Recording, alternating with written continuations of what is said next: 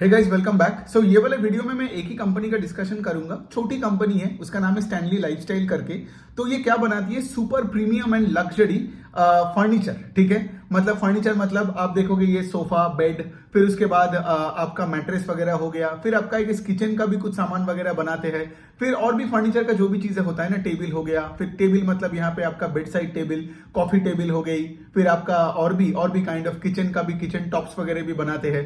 तो बेसिकली अगर आप कोई भी एक लग्जरी फर्नीचर के बारे में सोच रहे हो तो स्टैनली इज द नेम। ठीक है, और यहाँ पे इंडिया में देखोगे स्टैनली ने क्या किया। स्टैनली बाय द वे वो बैंगलोर बेस्ड एक कंपनी है।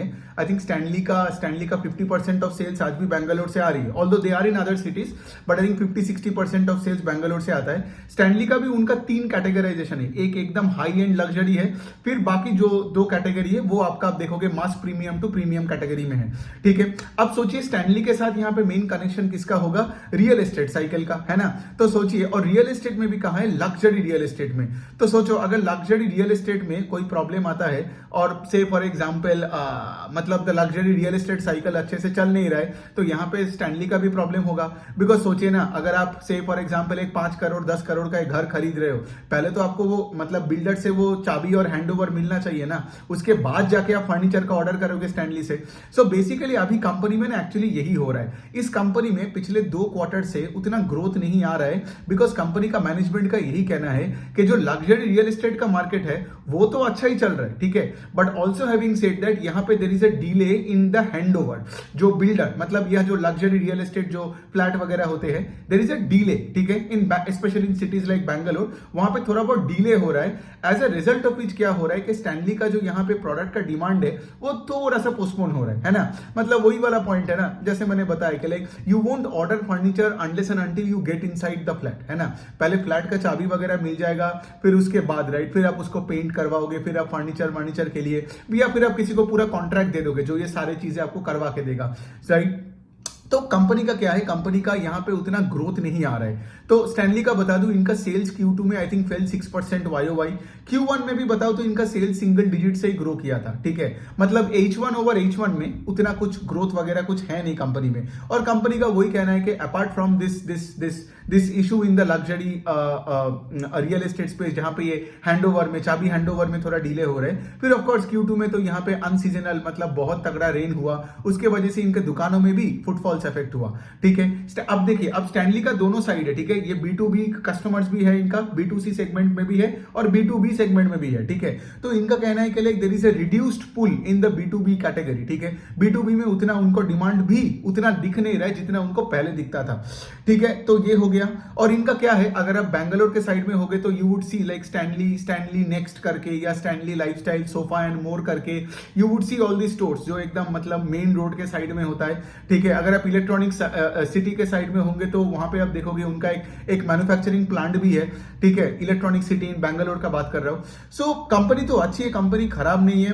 Now the point that I am trying to say is के लाइक कंपनी का मैनेजमेंट ने पहले एक गाइडेंस दिया था। ठीक है, तो देखिए FY24 मतलब दैट लास्ट फाइनेंशियल ईयर, अभी तो हम लोग Q2 FY25 में हो गया, राइट।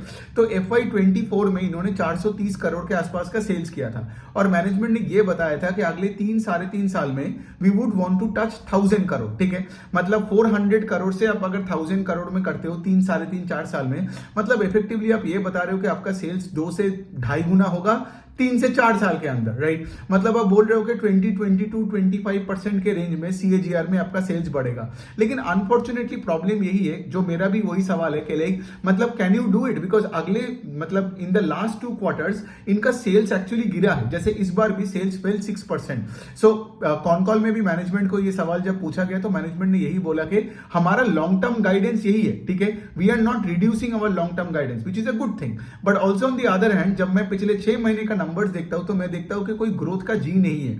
ठीक है, तो वो एक बात है। एंड बेसिकली क्या होता है ना, जब आप कुछ प्रॉमिस कर देते हो मार्केट को मतलब मैनेजमेंट के साइड से, उसके बाद अगर वो एग्जीक्यूशन नहीं होता है ना, for any reason, for external reason, internal reason, आप देखोगे वो स्टॉक चलता नहीं है। जैसे आप देखोगे स्टैनली का स्टॉक ज्यादा पैसा नहीं बना रहे।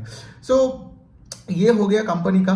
ठीक है, कंपनी तो मुझे अच्छी लगती है बिकॉज ये कंपनी वही हाई एंड एकदम फर्नीचर वगैरह बेचते हैं लग्जरी मार्केट। बिकॉज इंडिया में if I give you that luxury real estate market का growth, I think in FY24 ठीक है, FY24 ओवर FY23 भी देखोगे तो ये लग्जरी रियल एस्टेट का market I think that has grown more than 30%. So basically इनका मार्केट में तो ग्रोथ है, ठीक है, but also having said that ये सारे मॉनसून, फिर ये सब delay in project handover and all that, ये सब के चक्कर में अगर आप सेल्स ग्रोथ नहीं कर पाओगे तो शेयर होल्डर के लिए ज्यादा पैसा नहीं बनेगा.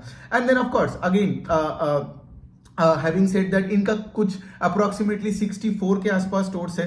अब देखिए इनका 64 स्टोर्स है और इन्होंने Q2 में सिर्फ 3 दुकानें खोले हैं, ठीक है. तो इनका से फॉर एग्जांपल स्टोर एक्सपेंशन का रेट भी वही 15-20% के आसपास होगा, राइट. और इनका स्टोर्स दोनों तरीके का होता है, एक होता है कंपनी ओन्ड कंपनी ऑपरेटेड और दूसरा होता है आपका फ्रेंचाइज ओन्ड फ्रेंचाइज ऑपरेटेड. इनका आई गेस आज भी 70% ऑफ सेल्स आता है company owned company operated store से, ठीक है. तो स्टैनली लाइफस्टाइल तो अच्छी कंपनी है, प्रोडक्ट्स एकदम सिंपल है, इनका सब कुछ अच्छा है, लेकिन वही वाला पॉइंट है, अगर कंपनी में ग्रोथ नहीं आएगा तो पैसा नहीं बनेगा.